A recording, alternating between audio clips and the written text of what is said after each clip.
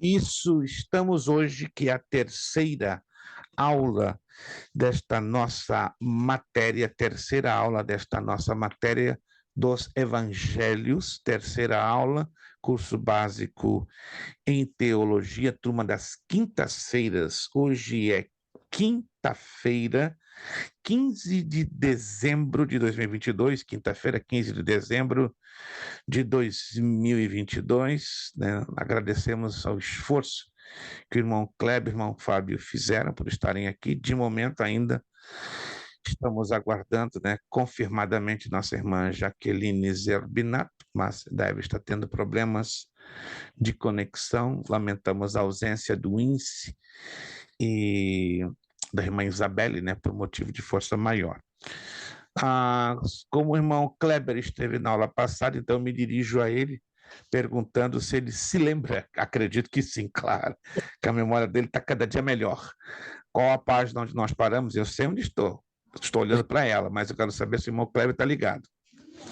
Nós estamos na 5 agora, pastor. Como? Nós estamos na número 5. Página de número 5. Nós fechamos a página número 5 ou vamos começar? Vamos lá. Não, nós vamos começar a número 4. João, perfeito. Começamos na página de número 5, falando sobre João. João. Para a igreja em tempos difíceis, página de número 5. João também deixa claro o propósito do seu evangelho em João capítulo 20, versos 30 e 31. Na verdade, fez Jesus diante dos discípulos muitos outros sinais que não estão escritos neste livro.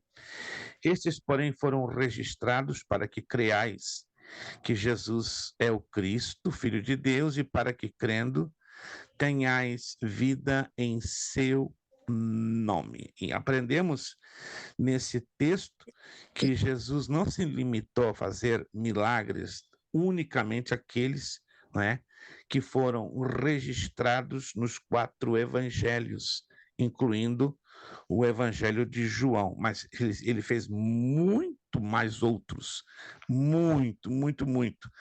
Tanto que os que estão registrados, tanto nos 3 sinópticos como no João, está aqui a razão, é para que creais, ou que creiamos, que Jesus é o Cristo, Filho de Deus, para que crendo tenhamos a vida eterna.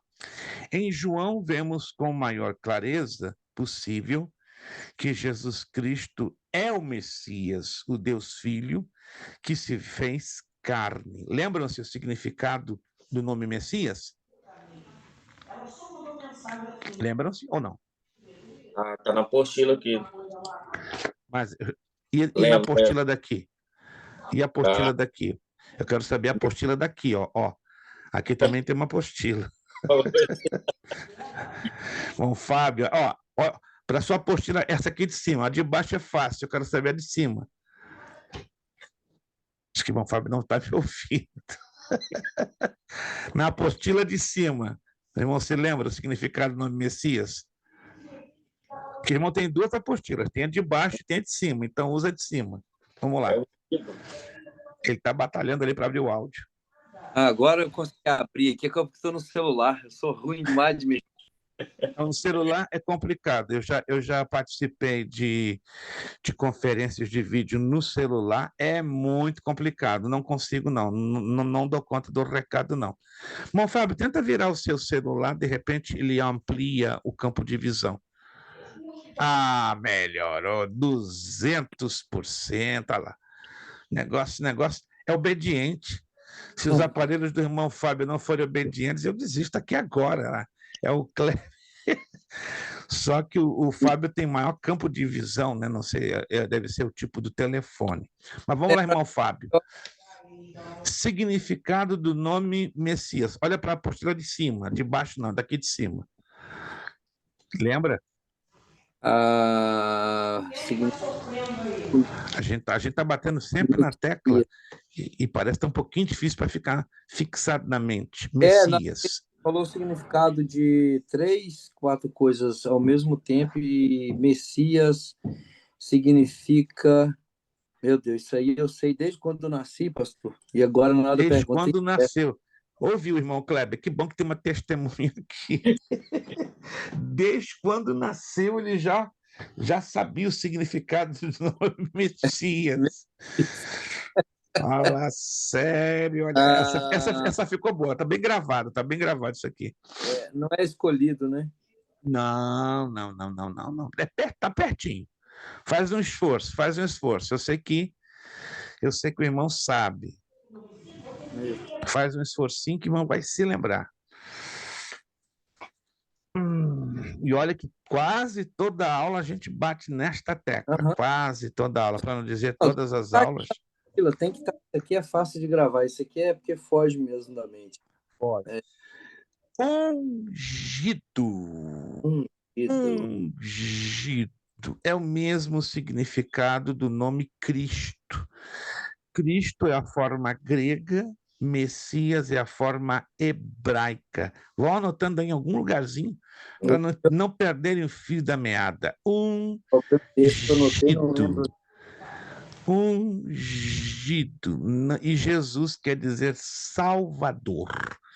Jesus Cristo, Salvador ungido. Então, é o tipo da coisa que definitivamente não pode ser esquecido, né? Toda aula a gente está batendo, toda aula a gente vai perguntar, né? O nome do Messias. Não tem como esquecer.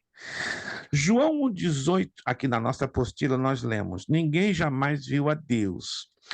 O Deus unigênito que está no seio do Pai é quem o revelou. Significado do nome unigênito, da palavra unigênito. Alguém se lembra? Unigênito. Isso é fácil, gente. Único. Filho único. Filho único. Isso é fácil. Se a gente não acertar essa, papai do céu, vamos começar a pendurar chuteira e deixar a França ganhar essa Copa no final de semana. Vamos lá, João 4:24. Replicou-lhe a mulher: eu sei que vem o Messias, que se chama o Cristo. Quando ele vier, há de nos anunciar todas as coisas. Disse-lhe Jesus: eu sou eu que falo contigo. João escreve para levantar o ânimo de uma igreja em perseguição, que a essa altura era formada quase totalmente por irmãos que não haviam visto Jesus pessoalmente. O autor do quarto evangelho retransmite aos seus ouvintes as experiências de contato mais íntimo com Jesus Cristo. Ao lermos João, não falta muito para nos sentirmos caminhando com o Mestre e ouvindo-o conversar. Muito interessante esta abordagem. Vamos aqui aos slides, né, para fazermos a combinação da parte que nós estamos, né, estudando. Isso, estamos aqui vamos abrir aqui no formato mais amplo. Todos estão enxergando os slides? Todos estão enxergando os slides? Estamos? Isto. Então, João enfatiza, não é, o Salvador Jesus Cristo. João foi um dos primeiros apóstolos de Jesus. Seu nome em hebraico, Ioanã, significa Yahweh, ou o Senhor, ou Yahweh, tem sido gracioso, tá? Então, o significado do nome João é Yahweh, ou o Senhor tem sido gracioso. Já falamos, né, que o versículo-chave do Evangelho de João é este, é o 30, 31. Aí eu ressalto 31 aqui no slide. Estes, porém, foram escritos para que creiais que Jesus é o Cristo, isto é, o Messias, o Filho de Deus, e para que, crendo, tenhais vida em seu nome. O propósito do livro comprovar que Jesus é o Filho de Deus e que todo aquele que nele crê tem a vida eterna. Em João, Jesus é o único e suficiente Salvador. Vamos então fazermos uma rápida viagem, né, no panorama do Evangelho de João. Primeiro, quem foi João, seu autor? João era judeu, filho de Zebedeu, de acordo com Marcos 1, 19 e 20. Ele revela conhecimento dos usos e costumes característicos dos judeus, como purificação e etc. João foi um dos 12 discípulos de Jesus. Ele foi chamado pelo próprio Cristo para servi-lo. Está lá em Mateus 4, 21, Lucas 5, 10, 11. João foi uma testemunha ocular daquilo que escreveu. Ele conviveu diretamente com Jesus e viu todos os acontecimentos que descreve no seu evangelho. 4. João era um dos 3 amigos mais achegados a Jesus, ou discípulos, como queiram. Quais eram os outros 2? Lembram-se? Além de João, era o chamado círculo íntimo do Senhor Jesus. Era composto por 3 discípulos. João era um deles e os 2 outros. Que se lembram? Pedro e Tiago. Pedro e Tiago. Então, Pedro, Tiago e João. João também escreveu 3 epístolas, cartas, e o livro do Apocalipse. Vamos conhecer algumas características deste evangelho. Número 1, é o evangelho de festas. Dizem que o crente, o cristão, é um povo festeiro, não é verdade? Não bebe, não se droga, não tem os costumes do mundo, mas o povo para gostar de festa, o judeu também, é um povo festeiro. E o evangelho de João é um evangelho de festas. Este evangelho descreve as festas tradicionais dos judeus, requeridas por Deus na lei do Antigo Testamento. Traz a festa da Páscoa, lá em João 2, 13 e 23, sendo a primeira Páscoa. Vem a festa dos judeus, João 5, 1. Depois, novamente a Páscoa em João 6, 4, como a segunda Páscoa. Vem a festa dos tabernáculos, João 7, 2. A festa da dedicação, João 10, 22. E, de novo, uma outra festa da Páscoa, a chamada terceira, João 11, 55, 56, 12, 1, 2, 20, 13, 2, 30, ou seja, o Evangelho de João, se vocês quiserem anotar aí, não está isso na apostila, é o único evangelho que traz a narrativa de 3 Páscoas. Olha que interessante. Para cada Páscoa, 1 ano, não é verdade? Correspondendo exatamente aos 3 anos que Jesus esteve com seus discípulos. Então, repito uma vez mais, o Evangelho de João, dos 4 evangelhos, é o único que traz o registro de 3 Páscoas, uma vez que a Páscoa era uma festa anual, então nós temos a narrativa de 3 anos, onde cada ano uma Páscoa diferente, né? A primeira Páscoa registrada no capítulo 2, 13 e 23, a segunda no 6, 4, e a terceira, a narrativa é bem mais ampla, bem mais longa, né? No 11, 55, 56, 12, 1, 12, 20 e 13, 2, 30. Outra característica do Evangelho de João é o Evangelho de testemunho.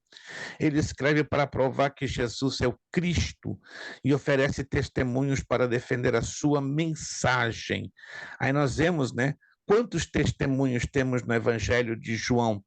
O testemunho de João Batista, o testemunho de alguns outros indivíduos, o testemunho da obra de Jesus, o testemunho de Jesus e sua própria pessoa, os chamados os 7 eu sou, o testemunho das Escrituras, o testemunho do Pai, o testemunho do Espírito Santo. Então, é o evangelho de muitos testemunhos.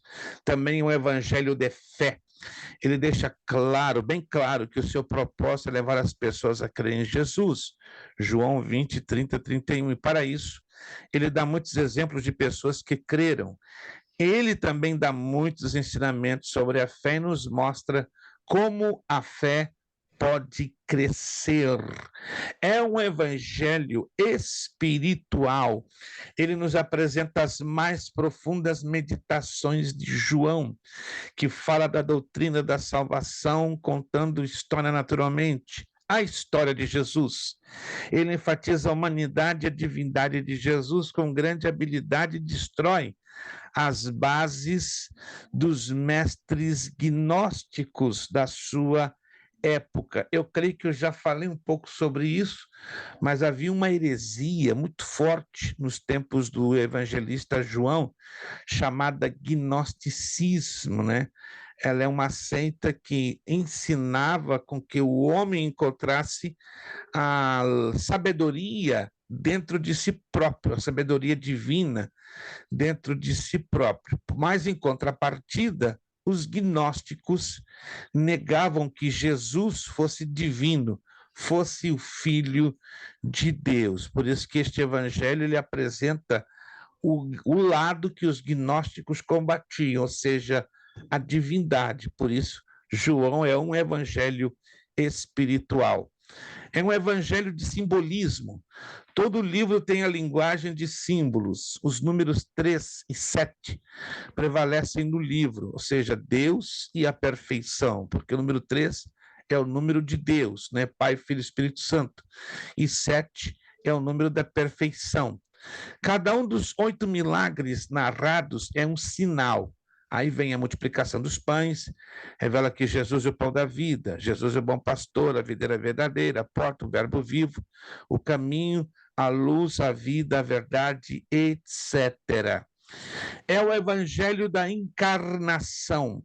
Mateus explica a função messiânica de Jesus.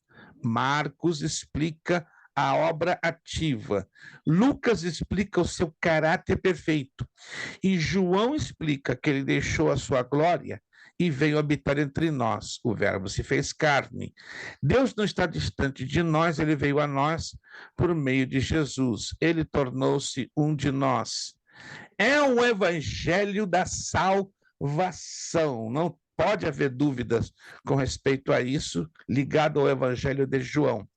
Os primeiros capítulos nos mostram Jesus em contato pessoal com vários tipos de pessoas e concedendo a todas elas a bênção de uma experiência salvadora. Aí mencionamos os exemplos. O encontro com André e Simão Pedro, capítulo 1, 35, 42. O encontro com Natanael, capítulo 1, 43 ao 51. O encontro com Nicodemos, lá no capítulo 3. O encontro com a mulher samaritana, capítulo 4. O encontro com o paralítico no tanque de Betesda, capítulo 5. O encontro com a mulher adúltera, capítulo 8. O encontro com o cego de nascença, capítulo 9. Então, nós aprendemos que este evangelho definitivamente é o da salvação. Jesus trouxe a irmã Jaqueline, graças a Deus. Que luta, irmã Jaqueline, que batalha! Mas está vencida essa batalha, em nome de Jesus, né? Na próxima está garantido, não tem errado. A senhora vai entrar assim, ó, não abrir e fechar de olhos. Mas assim mesmo, é a primeira vez, né? Porque a senhora colocou no computador, então demora um pouco fazer o setting up, mas depois que faz, é igual mosca. Quando a senhora coloca o doce, a mosca já cai em cima, né? Vai ser rápido. Da próxima vai ser rápido. Entendendo, meus irmãos? Então, o evangelho de João, por estas características, é definitivamente o evangelho da salvação. Vamos visualizar um pouquinho, né? Já que estamos falando dos 4 evangelhos, tá? Como Jesus é visto nos 4 evangelhos, né? Deixa eu sair aqui da tela, que aí eu vou estar dando de bandeja para vocês a resposta da pergunta que eu quero fazer, tá? Porque é aquela coisa, eu sei que vocês sabem, só que vocês, como o irmão Kleber já demonstrou, né? Ele esconde o tesouro, né? Ele fica lá guardadinho, mas na hora certa ele revela. E o irmão Fábio, né? Muita gente olha para o irmão Fábio, o irmão Fábio está mais por fora que tampa de garrafa. Mentira, ele sabe muito. É que ele é modesto, ele é humilde, né? Já estive com o irmão Fábio, já tive o privilégio de ir com ele, tomar café, almoçar, entendeu? É um homem que sabe demais, ele tem um tesouro escondido dentro daquela mente ali, dentro daquele peito, que vocês não imaginam.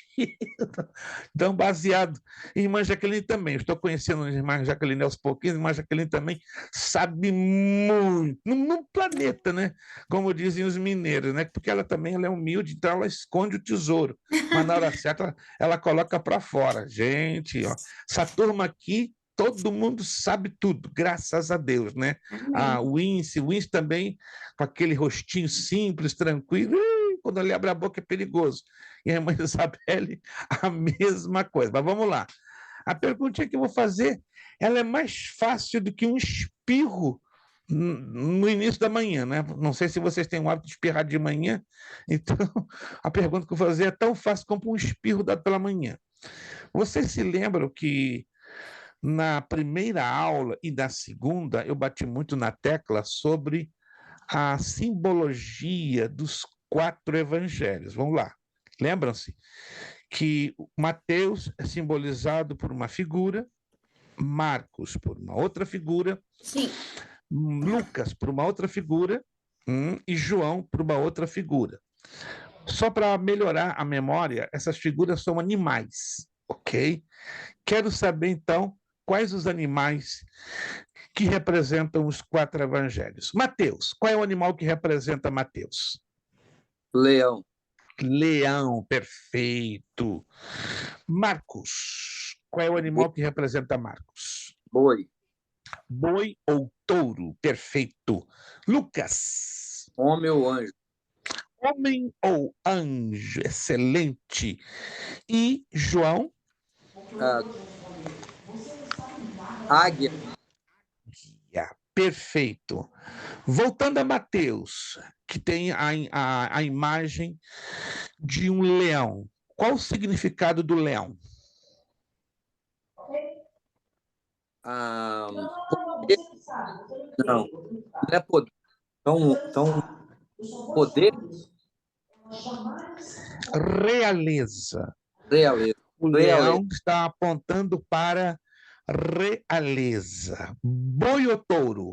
Qual o significado? Boi ou touro, apontando para Marcos. Força. Força. Perfeito.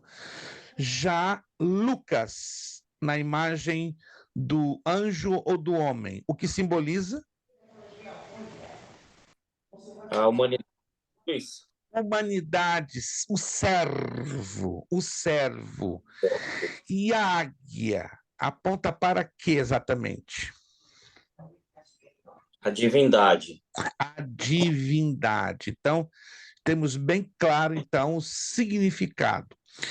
Mateus foi escrito para qual tipo de audiência? Para qual povo? Judeus. Judeus, excelente. Marcos foi escrito romanos, gentios, excelente. Lucas, para quem foi escrito? Para os gregos. Gregos, também gentios, excelente. E João? Para a igreja.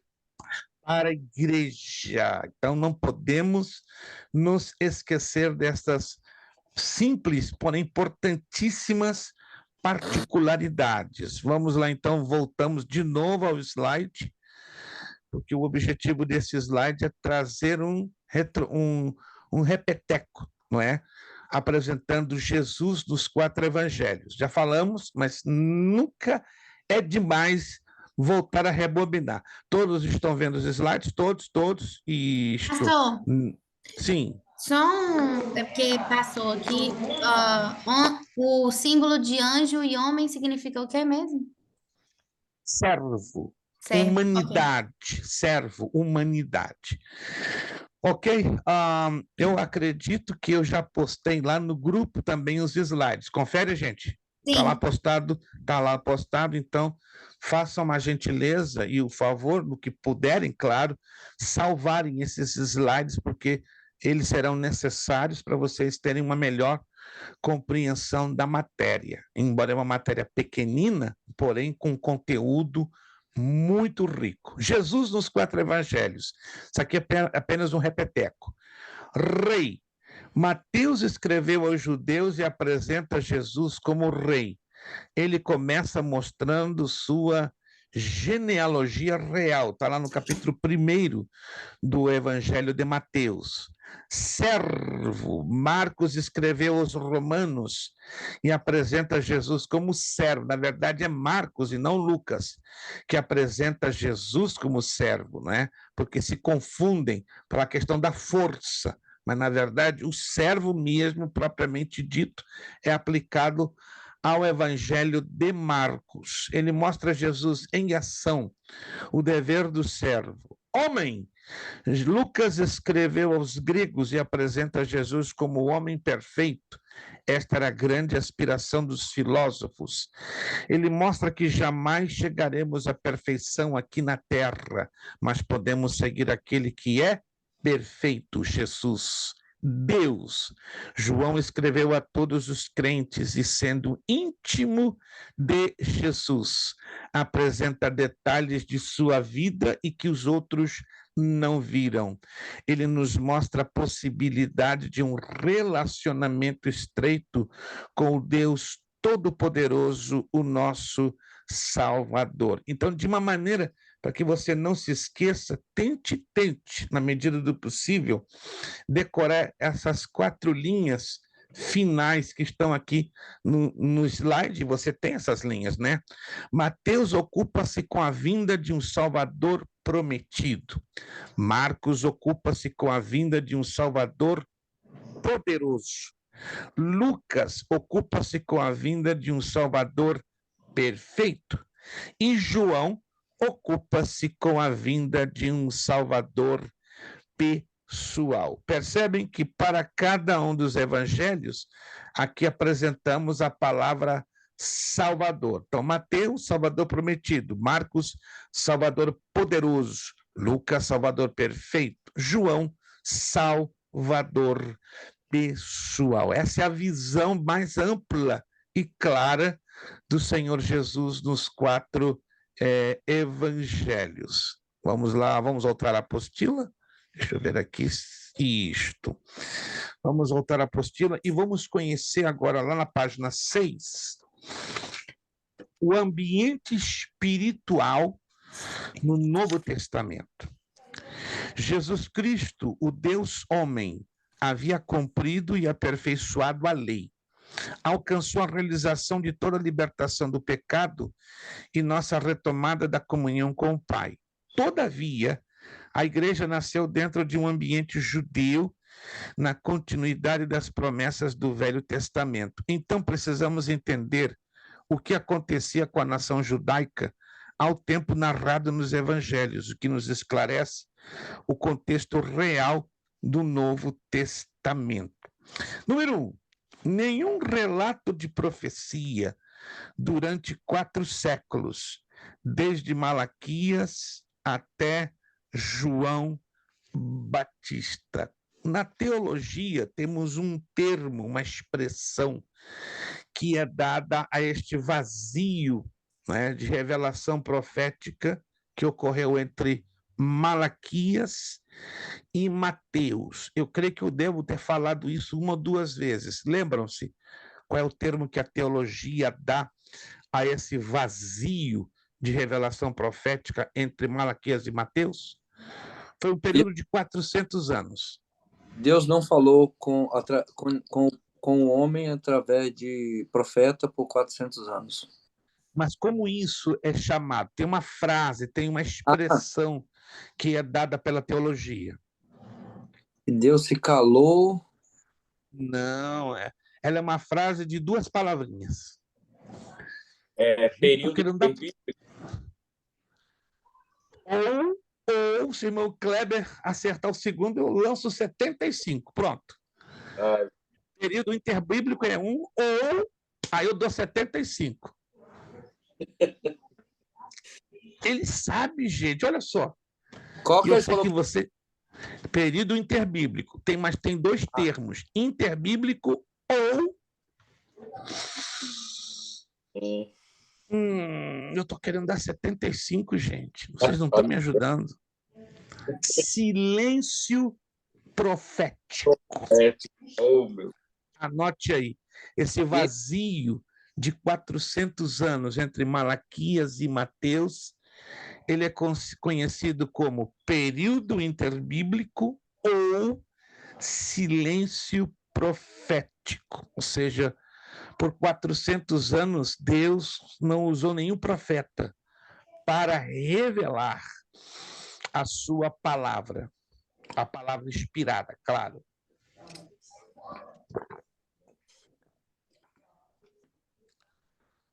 Valendo 50, pelo menos 50, pelo amor de Cristo, ajudem-me. 50 pontos. Segundo o que estamos estudando, qual foi o último profeta na transição Antigo e Novo Testamento? Na transição Antigo-Novo, qual foi o último profeta? O primeiro que soltar, 2,50. Como é que é fazer pergunta? Qual foi o último profeta na transição entre o Antigo e o Novo Testamento? Segundo a Bíblia.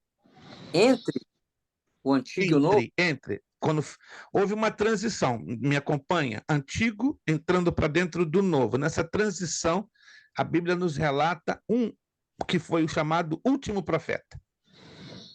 João Batista. João Batista, graças a Deus, irmão Cláudio levou 50. Agora valendo 75. Vai melhorar agora.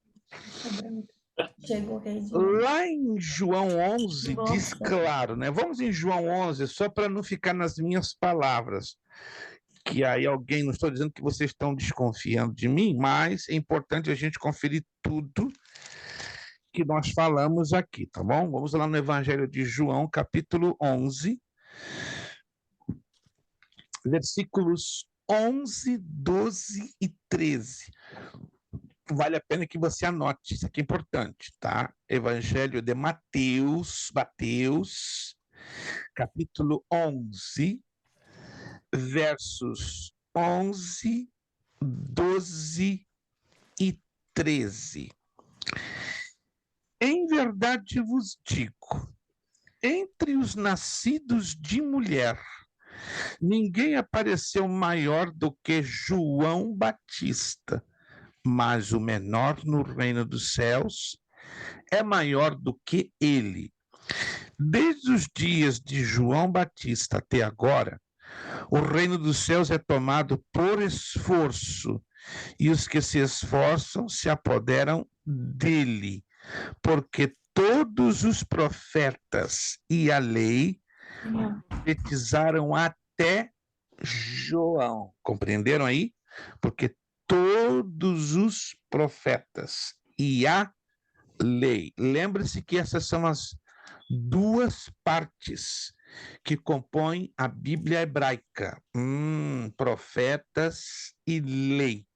Então, fechando esse ciclo, João foi o último dos profetas. Agora, uma perguntinha valendo 75 pontos, e você tem que me provar com o texto bíblico. Deus trouxe uma exceção de um único profeta mencionado no Novo Testamento depois de João. A Bíblia não errou, a Bíblia declarou correto. O último profeta da transição Antigo-Novo Testamento, como acabamos de ler, foi de fato João. Entendido aqui até agora? Está entendido? Mas, curiosamente, a Bíblia cria uma exceção. Deus, na verdade, criou uma exceção. usou um profeta lá dentro do Novo Testamento em uma situação totalmente excepcional e depois dele não é mais mencionado nenhum outro profeta. Eu quero saber o nome deste profeta que quebrou esta regra e aonde está escrito o nome deste profeta. Valendo 75. Uau, pastor. Eu acredito que eu já falei alguma coisa. Lembra que o senhor falou? Eu lembro, mas... Falei na primeira aula, vem à minha mente agora. Foi. Na primeira aula dos evangelhos, falei sobre ele. O senhor vai Aí na cabe saber se conta- vocês anotaram. Se vocês anotaram, porque tem duas maneiras de anotar: na apostila, no caderno ou aqui. Eu anoto em todos os lugares que eu puder.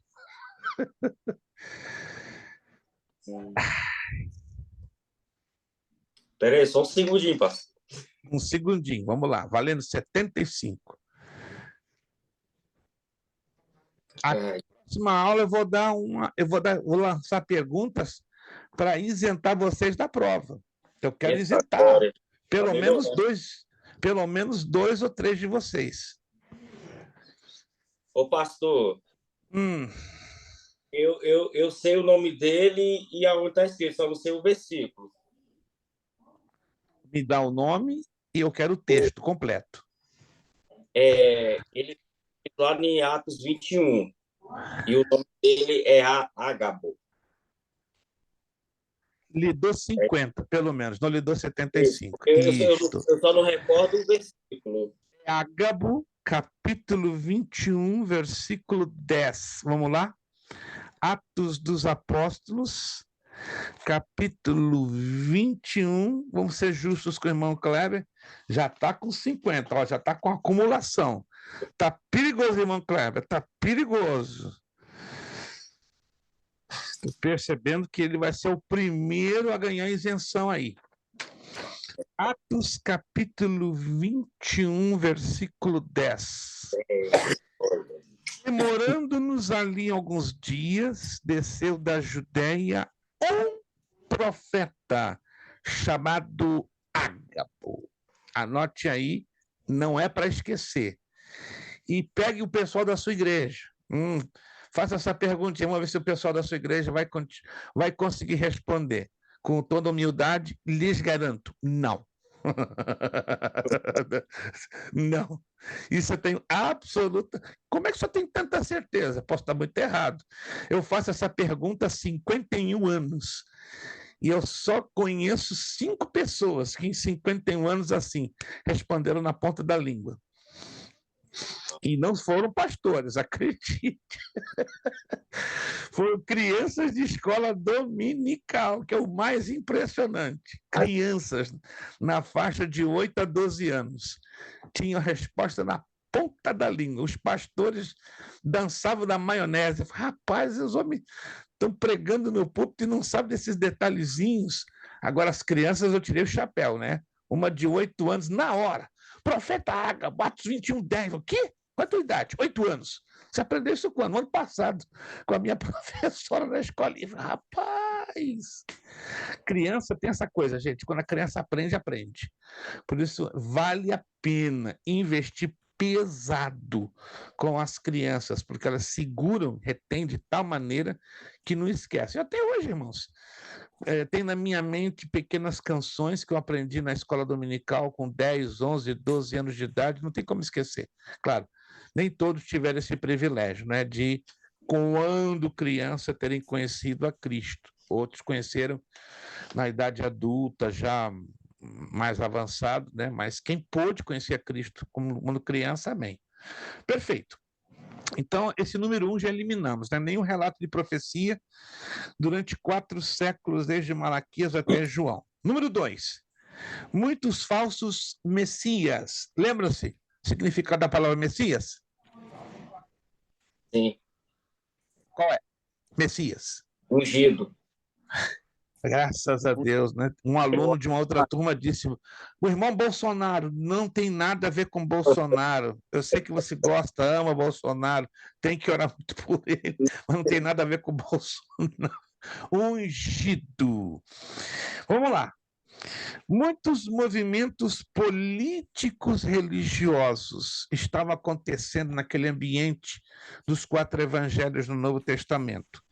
Esse texto que está aí, ó, que vocês estão vendo, eu não coloquei o texto, eu não relatei a localização, mas se quiserem anotar, eu coloquei de propósito para forçar a mente de vocês. Mas está lá em Atos 5, 35, 37. E prosseguiu: varões israelitas, acautelai-vos a respeito do que está para fazer a estes homens, porque há algum tempo levantou-se Teudas, dizendo ser alguém, ao qual se ajuntaram os 400 homens, mas ele foi morto e todos quantos lhe obedeciam foram dispersos e reduzidos a nada. Depois dele levantou-se Judas o Galileu, nos dias do recenseamento, e levou muitos após si, mas também este pereceu, e todos quantos lhe obedeciam foram dispersos, ou seja, os movimentos políticos estavam trabalhando com a intenção de desestabilizar e derrubar o Império Romano, entende? E este Judas, o Galileu, foi um dos cabeças. Lembrando que este Judas, o Galileu, era um zelote, embora a Bíblia não fala com todas as letras sobre a pessoa dele, mas Flávio Joséfo e os outros historiadores asseguram que ele foi um zelote. A Bíblia fala que Jesus teve, não é, 2 discípulos zelotes. Um a Bíblia fala abertamente, o outro não. Deixa nas entrelinhas por causa da origem da sua cidade. Simão, o zelote, isso a Bíblia fala com todas as letras, e Judas Iscariotes. Né? Interessante que essa palavra Iscariotes está ligada com uma palavra, ou, aliás, com uma cidade da Galiléia chamada Queriote. Queriote, e já sabemos, né, que na cidade de Queriote, também na Galiléia, era reduto, não é? Era acampamento, local aonde os zelotes costumavam se reunir. Temos aqui o número 3, nacionalismo e rebeliões políticas contra os dominadores romanos.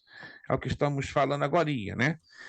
Pois aqueles, que se haviam reunido perguntavam-lhe, dizendo: Senhor, é nesse tempo que restauras o reino a Israel? Esse texto está em Atos, capítulo 1, versículo 6. Eu estou omitindo estes textos propositalmente, só com a intenção de você lembrar deles, né? Forçar a lembrar deles.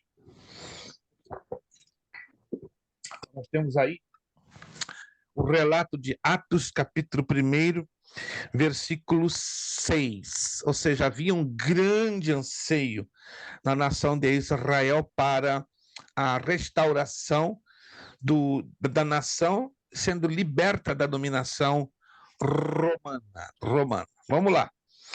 Número 4. Proselitismo exacerbado entre os judeus da dispersão. Vós me buscareis e não me achareis, e onde estou, vós não podeis vir, disseram, pois, os judeus uns aos outros. Para onde irá ele, que não o acharemos? Irá, porventura, a dispersão entre os gregos e ensinará os gregos.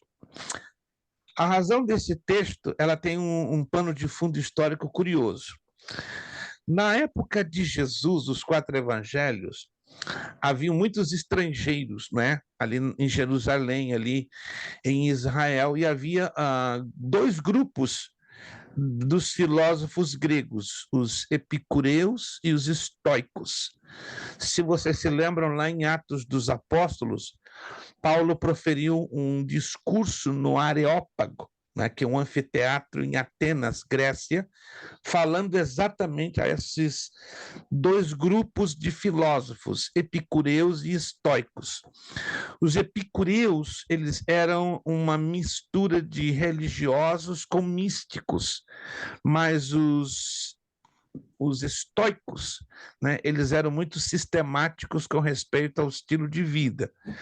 Acreditavam-se, então, que Jesus estava falando a um grupo de epicureus, ou seja, a um grupo de gregos que faziam a junção da filosofia com a religião. Por isso que foi feita essa abordagem. Mas, na verdade, aqui está falando dos prosélitos, não é?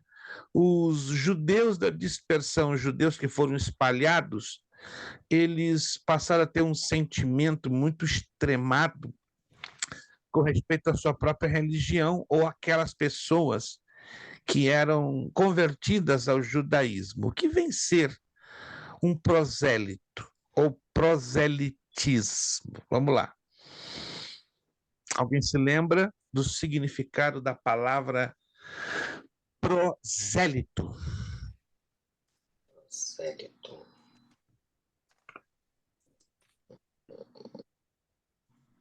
Escreve com S ou com Z? Com S. Está aí na apostila. É a mesma, é derivada da mesma palavra, proselitismo, prosélito. Proselitismo seria o substantivo, correto? E prosélito seria o adjetivo. Não se lembram? Ou nunca leram em nenhum lugar sobre o significado de quem é um prosélito? Fábio é um prosélito, um exemplo. Não estou xingando ele não, gente, por favor. Não jamais faria isso. Ok, anotem aí. Prosélito, pessoa que recém se aderiu a uma nova religião ou uma ideologia política. Prosélito, pessoa que recém se aderiu a uma nova religião ou a uma ideologia política. Então, isso era muito normal entre os judeus, o chamado proselitismo. O cristianismo não é uma religião prosélita. Por quê? Porque ela trabalha em ganhar almas. Já o judaísmo era muito normal haver o que? O proselitismo, né? Se trabalhava no psicológico da pessoa, apresentando a ela também vantagens sociais e políticas, e ela então mudava de religião. Religião ou o quê? Política? Hein? É religião ou Ideologia política. Ideologia política. Exemplo, né, com essa situação política do Brasil que estamos hoje acompanhando, né, à distância, com o PT na cabeça do governo do Brasil, não sei se vocês estão acompanhando na mídia, tem havido muito proselitismo entre deputados, senadores, membros de partidos diferentes, que não eram do PT, por exemplo, pessoas do PMDB, do MDB, do PSDB, estão migrando para dentro do PT por causa de promessas, vantagens, né, e benefícios políticos. Quantos de vocês estão sabendo disso? Está havendo uma migração, né? Uma saída de partidários de outros partidos políticos que, na verdade, eram uma oposição e agora, querendo ganhar vantagens e benefícios do novo governo, estão fazendo o quê? Proselitismo com o PT, ou seja, estão migrando, né? Estão quebrando a chamada fidelidade partidária. Então, o proselitismo funcionava dessa maneira entre os judeus no tempo do Senhor Jesus, ou seja, eles se tornaram muito zelosos pela sua religião. Virando a página, vamos conhecer, já falamos alguma coisa deles lá atrás, vamos voltar a falar de novo. Os grupos que formavam este ambiente. É um grupinho bem longo, né? Composto por 6 elementos. Tá? Nós vamos então falar deles, um pouquinho de cada um deles. Os escribas. Com o passar do tempo, a função de copiar e interpretar a lei deixou de ser apenas do sacerdote. Entenda isso. Lá atrás, bem lá atrás no passado, era a função do sacerdote, não é? Faz ser o copista da lei ou dos livros do Antigo Testamento. Mas passa um tempo que ele divide esta tarefa com o escriba. Até porque não havia sacerdotes espalhados por todos os lugares onde os judeus foram levados. Daí, isso aqui é importante, ó, ressaltar que Esdras é o único registro na Bíblia. Isso aqui é interessante. Foi sacerdote e escriba ao mesmo tempo. É o único registro. Neemias, capítulo 8, versículo 9, vamos lá conferir. Livro de Neemias, capítulo 8, versículo de número 9. É o único registro na Bíblia de um sacerdote que foi escriba ao mesmo tempo. Neemias, capítulo 8, versículo 9. Neemias, que era o governador, e Esdras, sacerdote e escriba. Então, Esdras, na verdade, né, dentro do livro de Neemias, é o único registrado nas Escrituras como sendo, ao mesmo tempo, sacerdote e escriba. E os levitas que ensinavam todo o povo lhe disseram: este dia é consagrado ao Senhor, vosso Deus, pelo que não pranteeis nem choreis, porque todo o povo chorava ouvindo as palavras da lei. Por que o povo chorava? Aí você faz um estudo lá, indo lá para trás. Quando Israel ainda estava no cativeiro babilônico, Deus usa um rei para liberar Neemias a reconstrução da cidade de Jerusalém. Vocês se lembram quem foi esse rei? Eu acredito que vocês já devem ter lido alguma coisa na Bíblia Sagrada sobre quem foi esse rei de origem persa que perguntou a Neemias: por que estás cabisbaixo, com semblante triste? Aí Neemias diz: ó rei, minha cidade está incendiada, os muros derrubados, etc. E tal, papapá. Entende? Claro que os babilônios já haviam sido dominados pelos persas, o cativeiro babilônico já havia terminado, isso já era o ano 445 a.C., certo? Porque os persas dominaram a Babilônia em 538, aí acabou o cativeiro babilônico. Aí os persas assumiram a Babilônia e toda a religião da Palestina, incluindo a Israel. Mas diz a Escritura lá no livro de Neemias que um rei, sabedor do drama dos judeus, libera a ordem para a reconstrução da cidade de Jerusalém. Como se chamava esse rei? Alguém se lembra? Um rei de origem persa. Artrestes? Como é que é? Artrestes.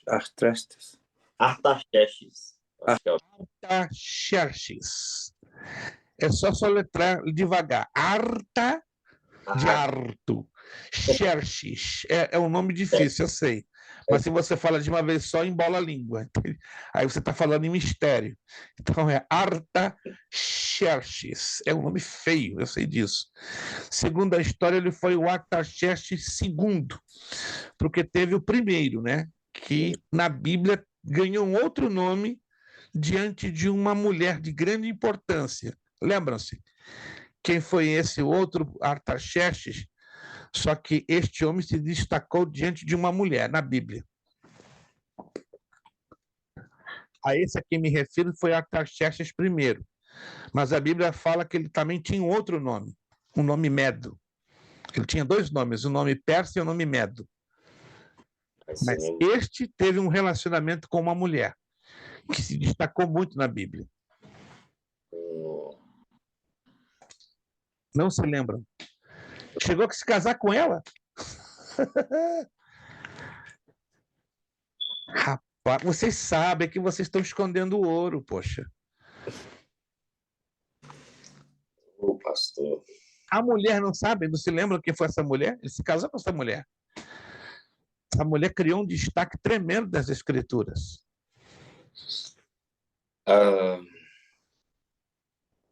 Eu estou com duas na mente aqui, eu não sei qual é. Solta. Eu não sei se foi Ruth ou Estel, coisa assim, não.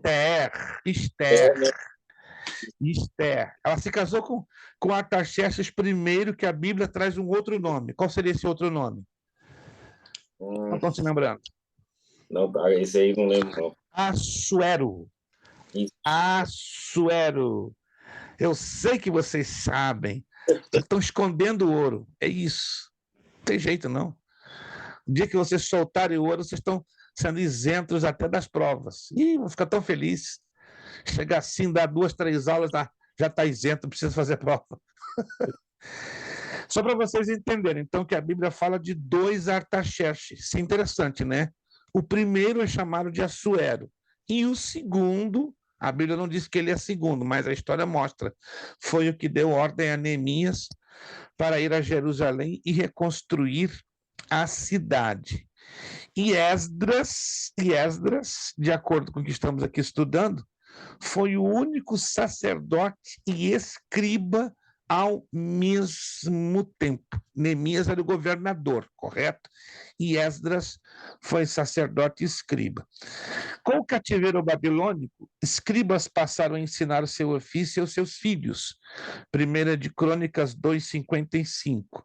E tornaram-se doutores da lei. Olha que interessante. Doutores da lei.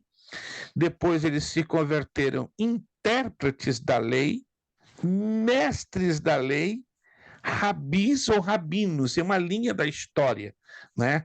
Alguns de vocês talvez já se perguntaram, da onde vieram os rabinos? Eles vieram da história lá de trás dos escribas, e eles foram úteis para preservar a identidade religiosa e política de Israel. Mas lá na frente, eles se tornaram formando um bloco político. Os escribas, importante você assinalar aqui, ó, deram origem à sinagoga.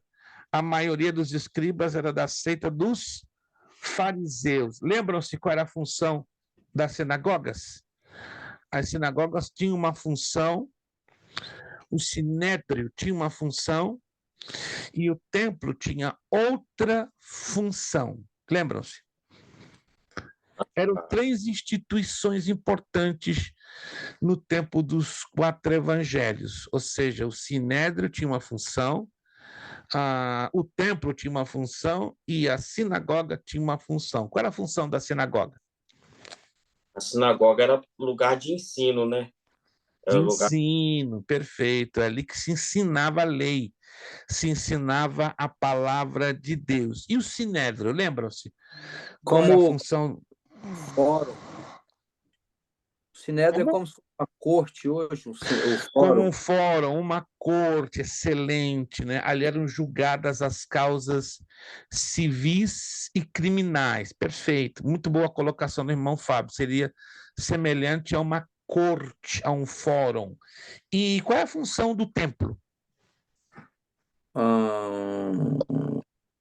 Oração e... Adoração.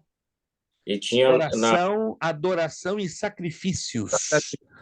Oração, adoração e sacrifícios, ou seja, não se podia fazer sacrifícios a não ser no templo. Por isto que até hoje os judeus não fazem sacrifícios mais. Não se esqueçam disso. Até o presente data, os judeus não fazem, os israelitas não fazem sacrifícios, coisa que vai acontecer quando o tempo da tribulação for levantado, breve, pelo anticristo, aí os sacrifícios serão retomados. Perfeito. E aqui falando da sinagoga, então a maioria dos escribas era da seita dos fariseus. Com o tempo mantiveram a forma de pregação da lei, porém sem viver o seu conteúdo. Em Mateus 23, deixa bem claro o que Deus pensa dos que mantêm uma religiosidade apenas exterior e aparente. Por isso que Jesus chamou eles, né, de hipócritas, guias de cegos e raça de víboras. Aí temos fariseu. O termo fariseus quer dizer separados. Mas hoje tem na linguagem pejorativa, né, na linguagem da garotada, né, fariseu é chamado hipócrita, deixa de ser fariseu, né, deixa de ser religioso. Há alguns meses atrás, eu não sei se eu comentei, aqui em Orlando, né, eu estava numa igreja brasileira visitando, e uma garotada aí de uns 14, 15, 16 anos, brincando entre si, começou a gritar: nós estamos com um gadareno em nosso meio. Gadareno? Eu falei, tem alguém possesso aqui no nosso meio? Então, essa expressão gadareno está entre a garotada. O que é um gadareno? Uma pessoa perturbada, atribulada. É um pouco forte, né?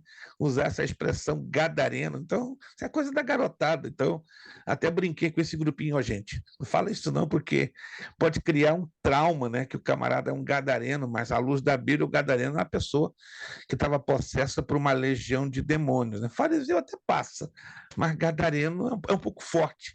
Dizer que o camarada é um gadareno, ou seja, uma pessoa perturbada, uma pessoa atribulada. Mas voltando aos fariseus, só para entendermos isso aqui, Esdras teve legítimos continuadores da obra de ensinar a palavra de Deus. Só relembrando, uma vez que estamos tocando essa tecla de ensino da palavra, originalmente lá no tempo de Moisés, vamos voltar ao tempo de Moisés? Êxodo capítulo 25, 26 e 27. Quem foram o grupo de homens que Deus orientou a Moisés para separá-los para serem os ensinadores da lei? Eu acho que eu já falei sobre isso. Acho não, tenho certeza que eu já falei sobre isso. Lá atrás, no tempo de Moisés, Deus chega para Moisés e diz: Moisés, separa fulano, fulano, fulano, que eles vão ser os ensinadores da minha lei. Não apenas os ensinadores da minha lei, mas eles vão fazer o seguinte: vão fazer 4 coisas. Vão ensinar a lei, vão cuidar do tabernáculo, vão ser porteiros, e vão ser os cuidadores da liturgia do culto. Olha só. Tribo de Levi, os levitas? Os levitas, irmão Fábio, vou lhe dar 75 por causa disso. Poxa, vai para a cama com um sorriso alcançando a sua cabeça. 7,5. Os levitas. Por isso, não se assustem quando vocês virem as notas de vocês no final, né? Vai ter 100, 100, 100, 100, 1. Sabe o que é? 100, né? 100. Para todos os lados, né? Não se assustem, não. Eu estou facilitando o máximo que essa matéria vocês estejam estalando com a nota 100. Os levitas. E muita gente hoje, né? Olhando para os adoradores e músicos, está lá o levita. Não. Originalmente, adorador músico, segundo a Bíblia, não era levita. Os levitas vieram a ter a função de músicos e adoradores no templo do rei Davi, ou no tabernáculo, como queiram, né? Então, no tempo de Davi e de Salomão, que eles ganham esta função de músicos e de adoradores. Antes disso, não. Eles eram ensinadores da palavra, eles eram cuidadores do templo, cuidavam da liturgia, eram porteiros, não é? Eles eram administradores das coisas de Deus, do tabernáculo e depois, consequentemente, do templo. Vamos lá. Ainda falando sobre os fariseus. Por se oporem bravamente a muitas injustiças e lideranças para preservar a retidão, foram se fortalecendo politicamente. Passaram a acrescentar coisas à palavra de Deus, conforme o historiador Flávio Josefo. A lei oral dada por Deus a Moisés sobre o Monte Sinai por intermédio do anjo Metratônio. Até o nome do anjo eles criaram. Já é um certo misticismo, que a Bíblia não fala de nenhum anjo com esse nome. Um anjo incriado, transmitido à posteridade por meio das tradições. Tem a mesma autoridade do que a lei escrita, extraída do livro O Período Interbíblico. Chegou ao ponto de Jesus, né, recriminar os fariseus porque eles valorizavam a tradição no mesmo valor da Bíblia ou da palavra, entende? E isso é errado. A Bíblia tem que estar acima, ou a Escritura tem que estar acima de qualquer tradição, mas os fariseus colocaram tradição e a palavra, no mesmo nível de importância. Não, jamais. Sempre a Escritura tem que estar acima de qualquer tradição, de qualquer ideologia, por mais positiva e até mesmo certa, mas nunca acima da autoridade da palavra de Deus. Virando a página. Fariseus, pelo seu comportamento impecável, gozavam grande prestígio entre o povo no tempo de Jesus. Contribuíram com ideias corretas. Nem tudo entre os fariseus a gente pode ser considerado errado. Olha só o positivo que os fariseus ensinavam: a imortalidade da alma, a ressurreição do corpo, a existência dos anjos bons e maus. Todas as coisas são dirigidas por Deus e haverá recompensa ou castigo após morte. Ao homem foi concedido por Deus o livre-arbítrio. Interessante isso. É um lado altamente positivo que constatamos no ensino dos fariseus. Seus filactérios, peças de pergaminho com textos escritos que se punham na testa e amarradinho no braço. Talvez vocês, não sei se vocês já viram judeus em Nova York, né, que tem na testa uma caixinha, bem assim na testa. Alguém de vocês já viram? Eles caminham muito nas ruas de Nova York, tem uma caixinha na testa e o braço cheio de amarrado de umas tipo, como é que eu vou explicar? Fitinhas de couro, né? Fitinhas de couro. Isso são chamados de filactérios. Deuteronômio capítulo 6, versículo 8, vamos entender a origem dos filactérios nas Escrituras. Deuteronômio capítulo 6, versículo 8. Deuteronômio 6, 8.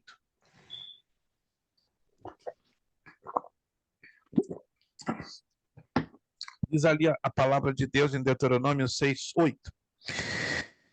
Também as atarás como sinal na tua mão, e te serão por frontal entre os olhos. Em outras palavras, quando o judeu levantava o olho e via aquela caixinha, ele enxergava o quê? Um pedacinho da escritura registrado em um pergaminho pequenininho, mas que ficava sustentado por esta caixinha ou aqui no braço, ou seja, quando ele virava a altura do antebraço, ele virava assim, então encontrava o registro de um texto da Torá ou do Antigo Testamento. Marcos 7, 6, 9, está aqui na apostila. Respondeu-lhes: bem profetizou Isaías acerca de vós, hipócritas, como está escrito, este povo honra-me com lábios, e seu coração, porém, está longe de mim. Mas em vão, vou espirrar. Perdão. Não gosto de espirrar em aula ao vivo, mas infelizmente às vezes acontece. Vamos lá, vou repetir. Respondeu-lhes: bem profetizou Isaías acerca de vós, hipócritas, como está escrito, este povo honra-me com os lábios, o seu coração, porém, está longe de mim, mas em vão me adoram, ensinando doutrinas que são preceitos de homens. Vós deixais o mandamento de Deus e vos apegais à tradição dos homens. Disse-lhes ainda: bem sabeis rejeitar o mandamento de Deus para guardardes a vossa tradição. Então, todo o problema com os fariseus era o seu excesso de zelo, a sua religiosidade, coisa que também existe, né, no meio evangélico, né? Pessoas com excesso de zelo, excesso de religiosidade, querendo dar uma de mais santo do que o próprio Deus. Quem no livro de Atos dos Apóstolos encontramos como um fariseu destacado, de renome? O livro de Atos, se vocês se lembram, falam de um importante fariseu, muito importante, que se destacou muito. Paulo foi um fariseu de grande importância. Há um pouquinho de polêmica sobre a questão de Paulo ter sido casado ou não. eu quero deixar claro o seguinte: segundo o que nós estudamos, os fariseus, para serem fariseus, obrigatoriamente eles tinham que ser casados, tá? Não sei se eu já mencionei isso em alguma outra aula. Desculpe.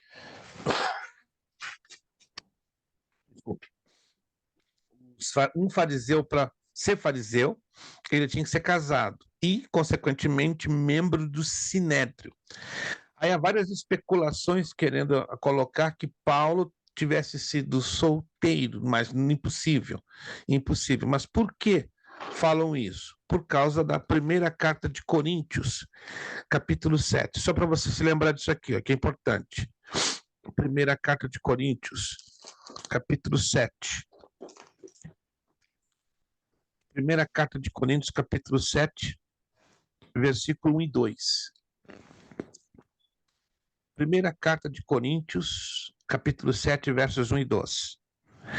Quanto ao que me escrevestes, é bom que o homem não toque em mulher, mas por causa da impureza, cada um tem a sua própria esposa e cada uma o seu próprio marido. Então, muitos acreditam que, baseado nesses dois versículos, Paulo houvesse sido solteiro. Mas como? Um fariseu, membro do sinédrio, solteiro. Impossível. Então, cai um problema de contradição histórica e cultural. Então, quais seriam as duas hipóteses? Paulo poderia ter sido viúvo, ou Paulo poderia ter sido abandonado, sofrido uma enorme desilusão amorosa, claro, né? Desculpe. Consequentemente, ele vai nessa abordagem um pouco forte. Quanto a me escreveste, é bom que o homem não toque em mulher, uma coisa um pouco forte, né? Para um servo de Deus fazer essa declaração, mas ele tinha suas razões. Exatamente o porquê Paulo fez essa declaração não se sabe. Ele apenas alega o versículo 2, mas por causa da impureza, cada um tem a sua própria esposa e cada uma o seu próprio marido. Essa é a abordagem, né, que basicamente o Paulo faz, justificando o porquê desta colocação um pouco forte. Saduceus. Os saduceus são o total contrário dos fariseus. Em que sentido? Detinham influência política como aristocratas ligados ao sumo sacerdócio. No Novo Testamento, olha que interessante, todos os sumos sacerdotes eram saduceus. Olha a quebra da lei aí.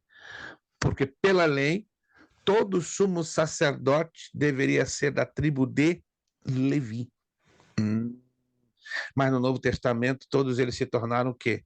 Saduceus. Mas tem um texto dentro dos 4 evangelhos que vemos uma situação escandalosa sobre os sumos sacerdotes envolvendo os saduceus. Alguém se lembra desse texto? Está lá em um dos 4 evangelhos. Ninguém se lembra? Eu acho que eu já falei também sobre isso. É uma situação um pouco escandalosa. Fica em Lucas? Isto no Evangelho de Lucas. Mas se lembram exatamente qual é essa situação escandalosa? Não, a situação não lembro não, pastor. Lucas capítulo 3, verso 2. Sendo sumos sacerdotes, anote aí, sendo sumos sacerdotes, Anás e Caifás, veio a palavra de Deus a João, filho de Zacarias, no deserto. Entenderam aí o problema? 2 sumos sacerdotes. Isso era totalmente anormal. Era um problema de distorção política. Eram saduceus. Era o sogro e o genro. O sogro Anás, Caifás, o genro. Então isso aqui é totalmente anormal. Não se podia ter 2 sumos sacerdotes. Não se podia, era um só. E nem Anás e nem Caifás eram levitas, eram saduceus. Aqui nós temos esse probleminha. Tá? Então tenham isso bem anotado. porque aqui prova essa distorção. Eram aristocratas, tanto Anás como Caifás. Olha o outro probleminha dos saduceus. Seguiam os mandamentos da lei. Até aí, parece tudo normal, mas o negócio complica aqui, ó. Porém, não criam em espírito humano, ou anjo, céu, inferno, ressurreição dos mortos. O total contrário dos fariseus. Total contrário. Aí vamos com os essênios.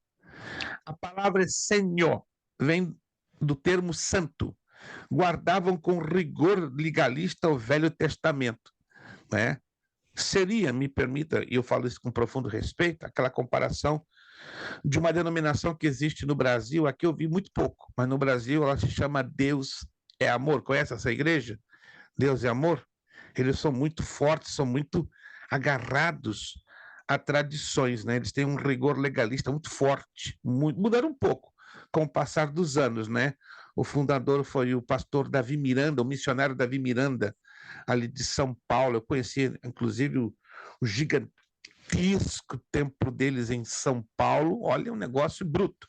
Os anos 80, 90.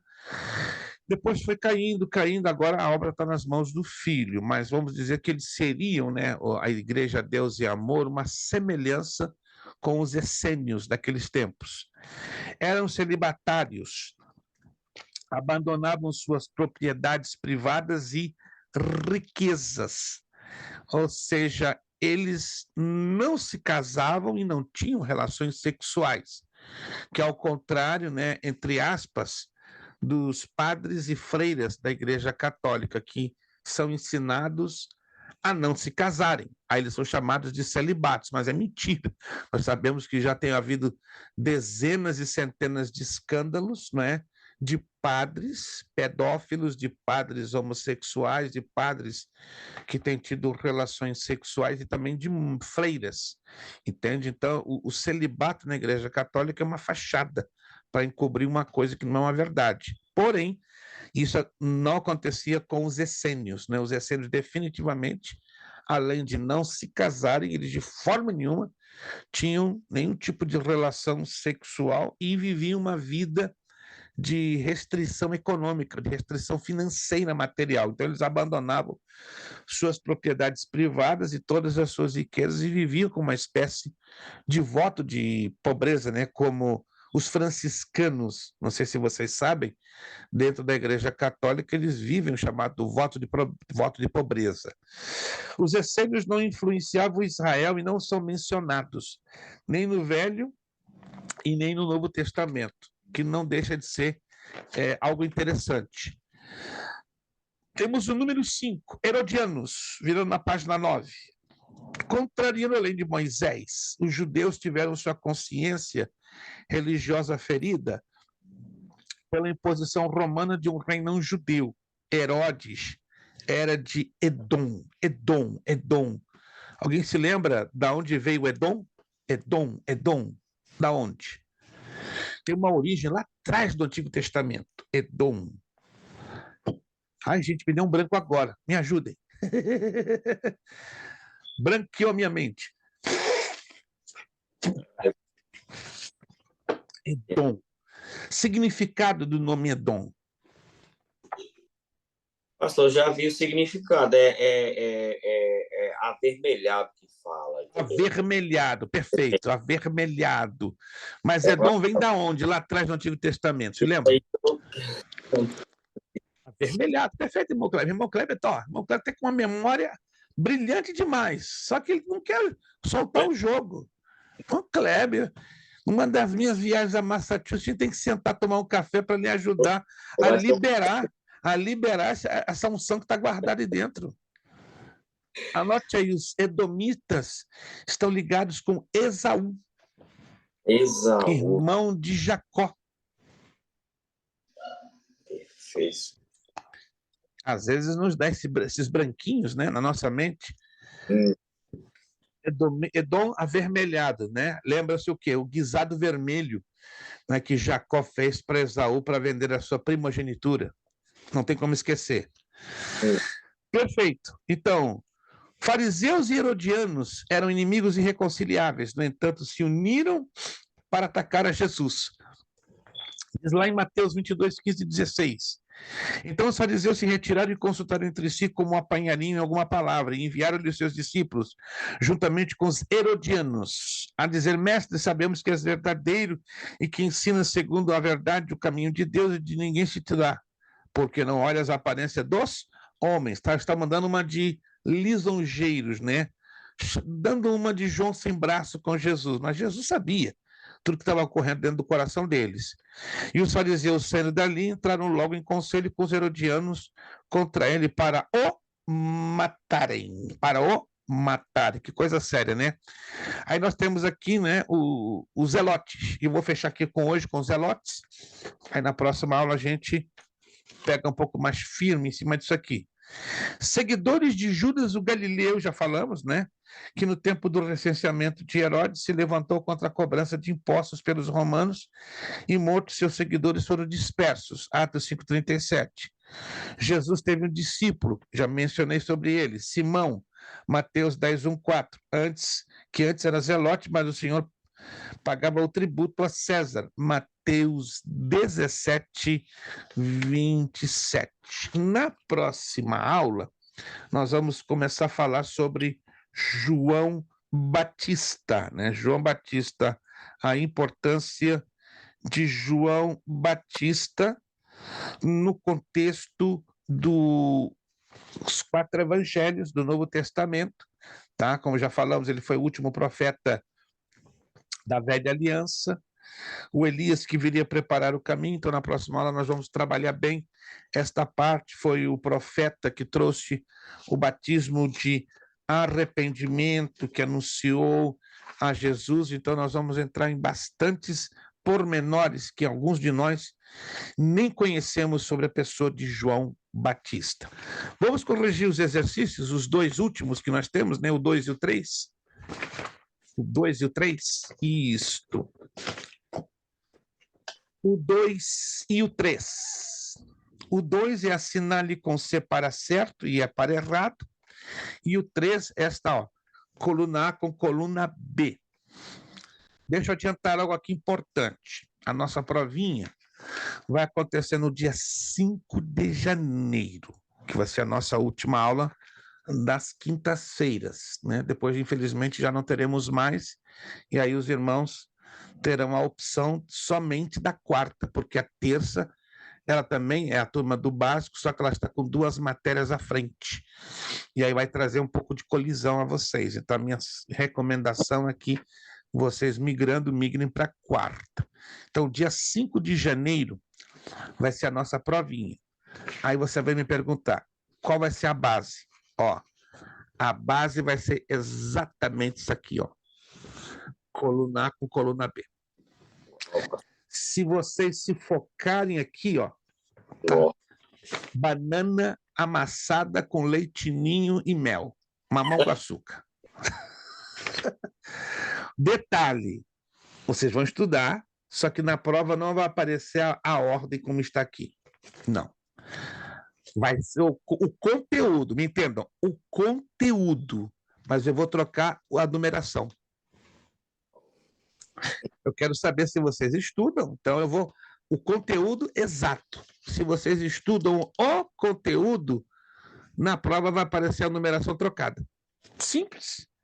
Exemplo, né? Se você está aqui, ó, se você sabe que a letra H é o número 21, não vai ter problema, que a letra H aqui está relacionado com o quê? Desenvolvimento, progresso. E o 21 está ligado ao caminho. Então não vai ter errada. Desenvolvimento, progresso, caminho. Quando você vê lá na prova, você vai simplesmente localizar desenvolvimento, caminho. Não importa a numeração, importa que você faça a relação. É isso que nós vamos ver agora para ficar bem. Por isso que eu estou dando já avisando agora, para você já trabalhar em cima disso aqui. Vamos lá. 2.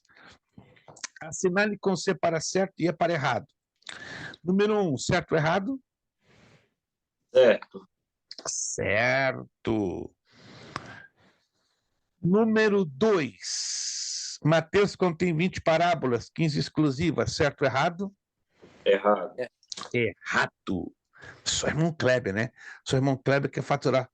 Já está levando ponto. Ele está à beira de uma isenção. Falta pouquinho.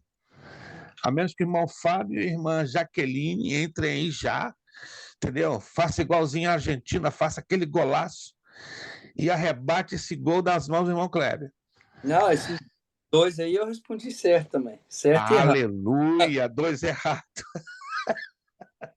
Número 3. Lucas é o único evangelho a apresentar a palavra igreja. Certo ou errado? Errado. Errado.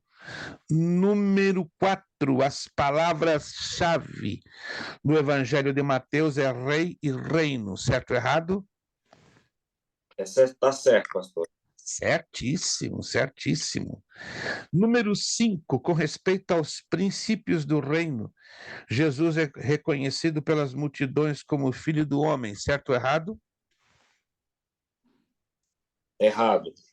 Errado, errado, errado. E número 6, Antioquia da Cilícia foi o lugar da redação do Evangelho de Mateus, certo ou errado? Errado, que é da Síria. Da Síria, perfeito. Então, recapitulando, 1 certo, 2 e 3 erradas, 4 certo e 5 e 6 erradas. Em outras palavras, só a número 1 e a número 4 certas. Confere? Todas as demais erradas. Agora aqui vai ficar gostoso. Ó, aqui vai ficar top. Relacione a coluna A com a coluna B.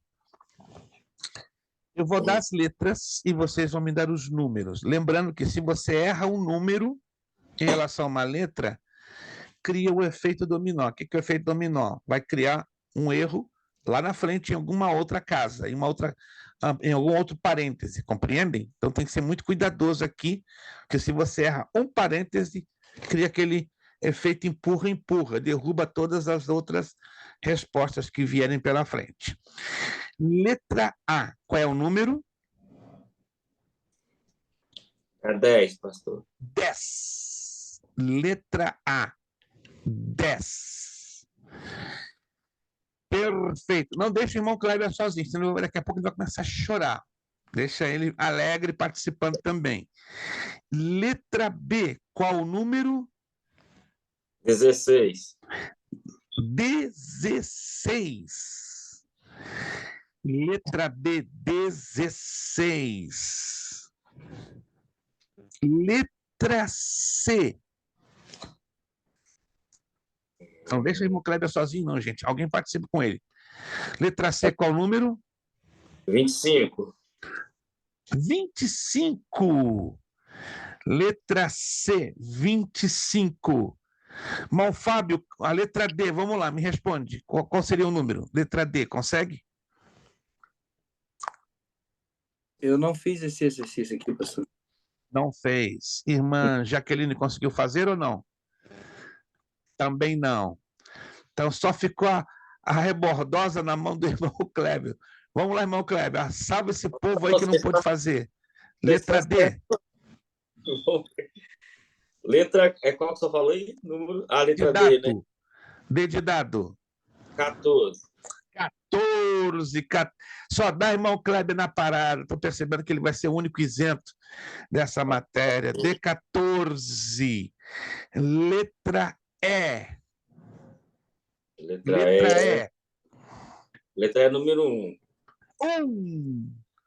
Letra E, 1. F. Qual é o número? 22. Nada. Não. Não. Não. A graça de Deus não é Marcos. A graça de Deus é João 19. Olha só que sério, né? Se erra um parênteses, vai trazer o erro no outro que vem em seguida. Agora eu sei qual que é o Marcos aqui, só falou. Agora matou a charada rápido. Agora matei. Então, F19. Letra G, qual seria o número? A2. 2. G2. H. 21. O senhor falou agora. 21. Tamo bem, gente. Tamo bem. Olha, vocês sigam as pisadas do mestre Kleber.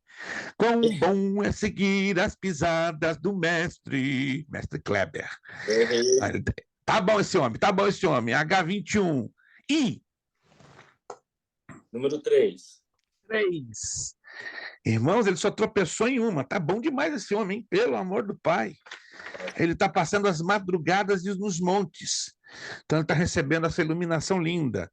Então, H21 e 3. J. J é o 18. 18. J18. Agora, irmão Kleber vai matar fácil. Olha só. Escuta essa. K seria qual número? O Marcos. Marcos é 22, isso mesmo. É o Marreta. K22, martelo grande. Se você conhece algum Marcos, diga para ele, você é o martelo grande. K22, L. L é 23, pastor. 23, mas o homem está com força, hein, gente? Graças a Deus. L23, M. M é 15. 15, Getsemane, lugar da prensa de uvas. N.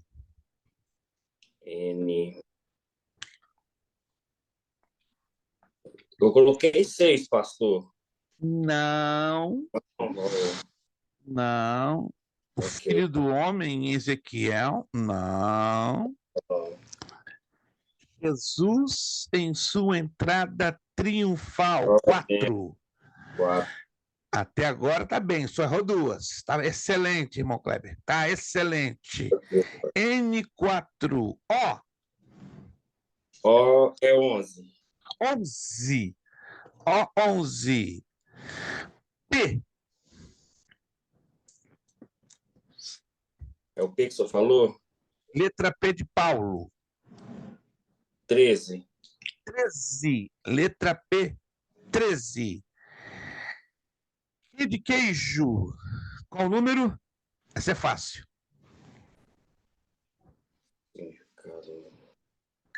É o 20, Mateus. Mateus. Estão percebendo que tem 3 nomes pedindo seus significados. Então, letra Q, 20, Mateus, dom de Deus. R, de rato. 17. 17. S. É número 7. 7, maravilha. T. T5. 5. O 12. 12. V de vavá. Uhum. V de vavá. É o 24. 24. X de xarope. Agora você pelo aqui. 6. 6. Quase no finalzinho, irmão Kleber. Vamos lá, vai fazer o golaço. W. 9. 9 agora para fazer o gol final. Z. É o Bispo Fábio, não, tá, pastor? Mas é o 8. É o 8, Bispo de Herápolis. Parabéns, irmão Kleber. Pena que os demais não puderam fazer, só errou 2. Gente, maravilha. Você não tira 100 nessa prova se não quiser. É simples. Se você estuda coluna A, coluna B, só vou trocar a ordem. Não vai ser a mesma ordem numérica, tá? Vamos repetir, então, tudo. Se alguém perdeu algum dado.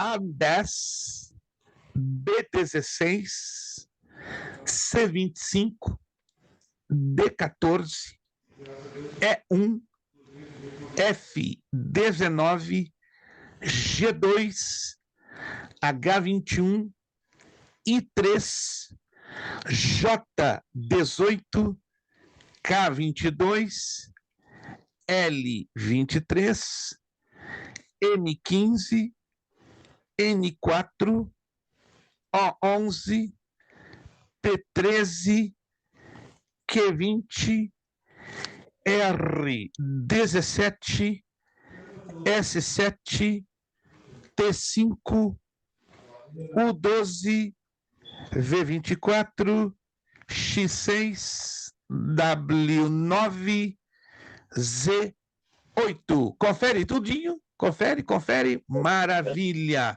Então, comece a estudar a partir de hoje. Coluna A, coluna B vai ser a prova. Só que a prova vai aparecer com a ordem numérica trocada. Totalmente trocada.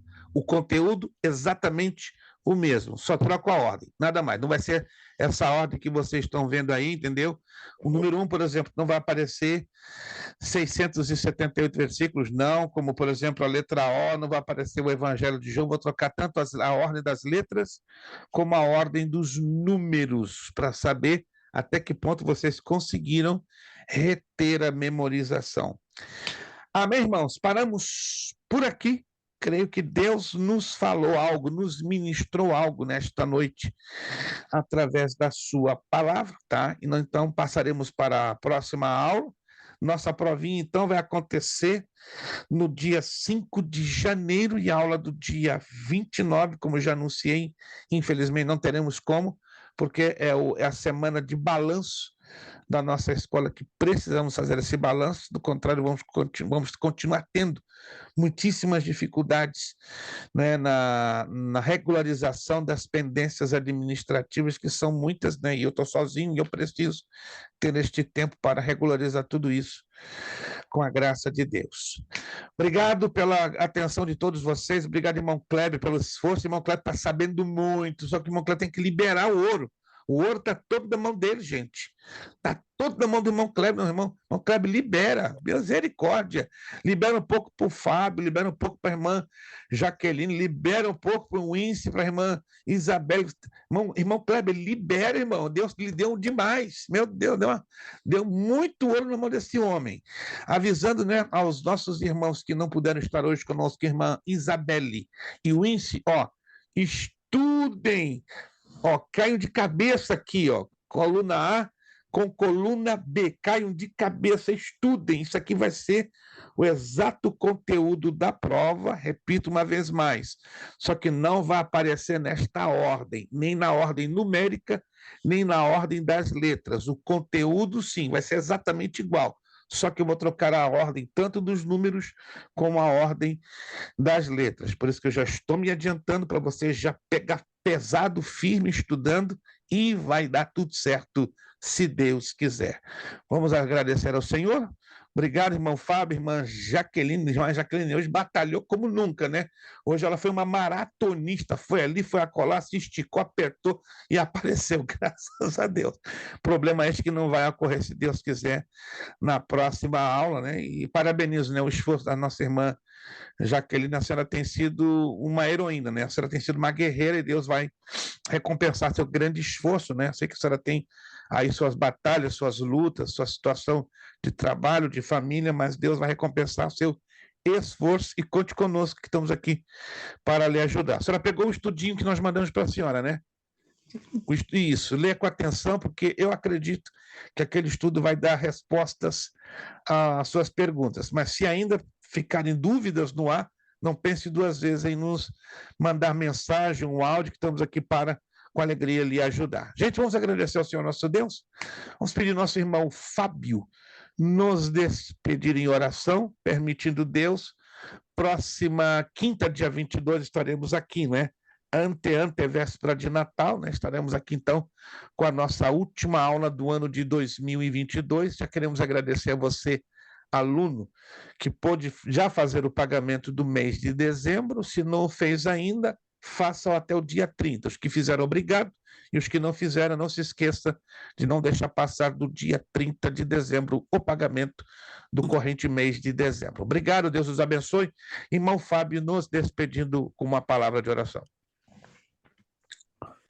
Soberano Deus e eterno Pai, Deus maravilhoso e santo, nós louvamos o teu nome, te adoramos, Senhor, te agradecendo pelo dia que nós tivemos hoje, o Pai, que o Senhor nos deu mais um dia de vida, Senhor, o Senhor tem provido em nossa casa, o Senhor tem nos dado, Senhor, saúde, o Senhor tem nos dado, Senhor, ó Deus, uma família, nós te adoramos, Senhor, por tudo que o Senhor tem feito, principalmente, ó Pai, te agradecer nesta noite pela salvação através de teu Filho amado, Jesus Cristo. Senhor, te damos graças, Senhor, por esta escola, por esta aula tão maravilhosa.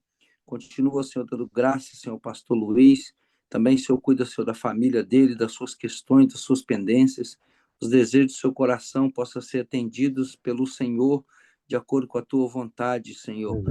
Nós te pedimos que o Senhor possa derramar sobre ele graça, ó Pai, derramar sobre ele, Senhor, na vida dele saúde, Senhor, da esposa também, do seu filho também.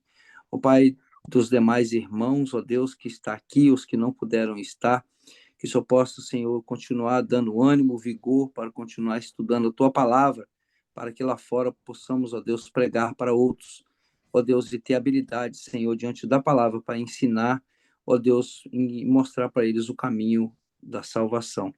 Nós te adoramos, te agradecemos, e em nome de Jesus Cristo, amém. Amém. Amém. Nosso lema para fechar nossa aula de hoje: seriedade. Seriedade. Compromisso. Compromisso. Disciplina. Disciplina. Seriedade. Seriedade. Compromisso. Compromisso. Disciplina. Disciplina. Seriedade. Seriedade. Compromisso. Compromisso. Disciplina. Disciplina. É necessário que ele cresça. É necessário que ele cresça. E que eu diminua. E que eu diminua. É necessário que ele cresça. É necessário que ele cresça. E que eu diminua. E eu diminuo. É necessário que ele cresça. É necessário que ele cresça. E que eu diminua. E que eu diminua. E a Deus damos o quê? A honra, a glória e Amém. o poder. Deus os abençoe. Ótimo final de quinta, um abençoado final de semana. Deus os abençoe. Até a próxima quinta, se Deus quiser, 22 de dezembro. Deus os abençoe poderosamente. Durmam com Deus, durmam felizes e deixa Deus abençoar e usar vocês. Muito obrigado. Paz para todos. Muito obrigado.